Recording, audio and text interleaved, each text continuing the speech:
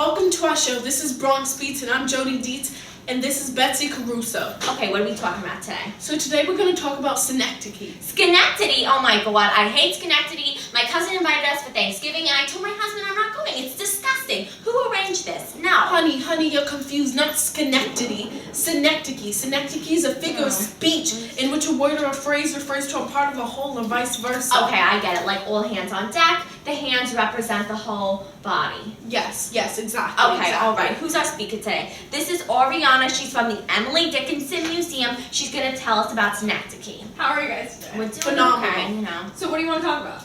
Well, basically, we want to know how and why Emily Dickinson utilizes Schenectady in her poems. Okay, that's great, but I actually also think it's worth mentioning another figure of speech that she uses in her poetry called metonymy. Metonymy is a figure of speech in which a thing or concept is called not by its own name, but by another thing that is closely associated with that in meaning. Okay, I think I'm kind of saying. Alright, so that's good. So let's just jump in. Okay, so you'll notice that almost all of Emily Dickinson's synecdoche is associated with the body. Okay. And so she uses this kind of synecdoche not only to talk about the themes within each individual poem, but also to argue in a sort of overarching idea that the body is always at odds with the mind. Okay. You're talking a little bit too I fancy don't for know me. that. You gotta Yeah. give me an example. Alright, so let's just look at this one poem that I brought. Poem 1551 discusses the idea of the afterlife. So in this poem, the mental desires of the dead and dying are undermined by the metaphysical body of God. So upon death, people expect to reach a position of honor in the afterlife or heaven.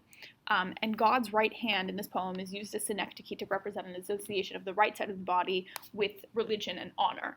But the metaphorical right hand has been amputated, leaving only God's left hand, which is by contrast associated with Satanism and Archangel Gabriel, who is an angel of death.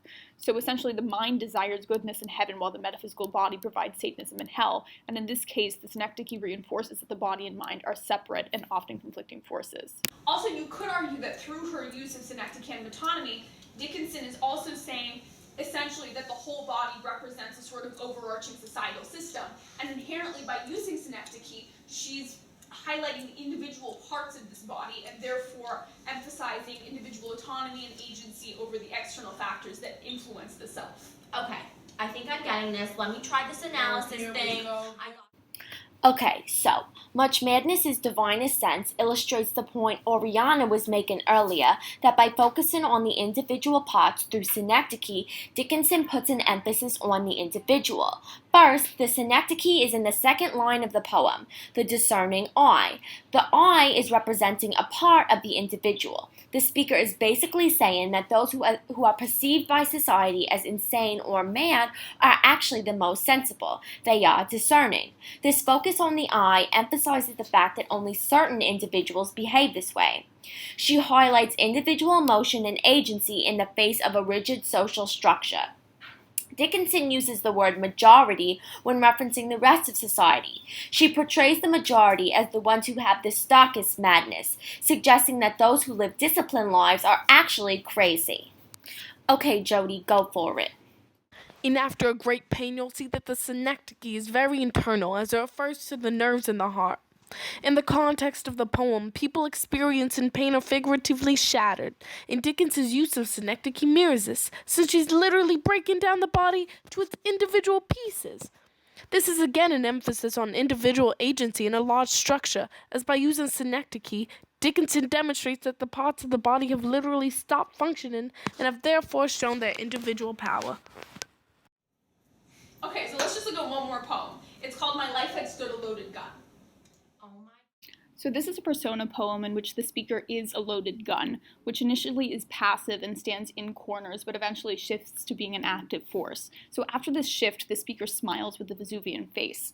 This is a reference to a volcano in Italy, and therefore an example of metonymy, that indicates the speaker is prone to explosive anger and has an internal impulse to act destructively. So we can argue that this internal impulse has always been present, but existed only in the mind and could not be externalized until the owner arrived and carried the gun away.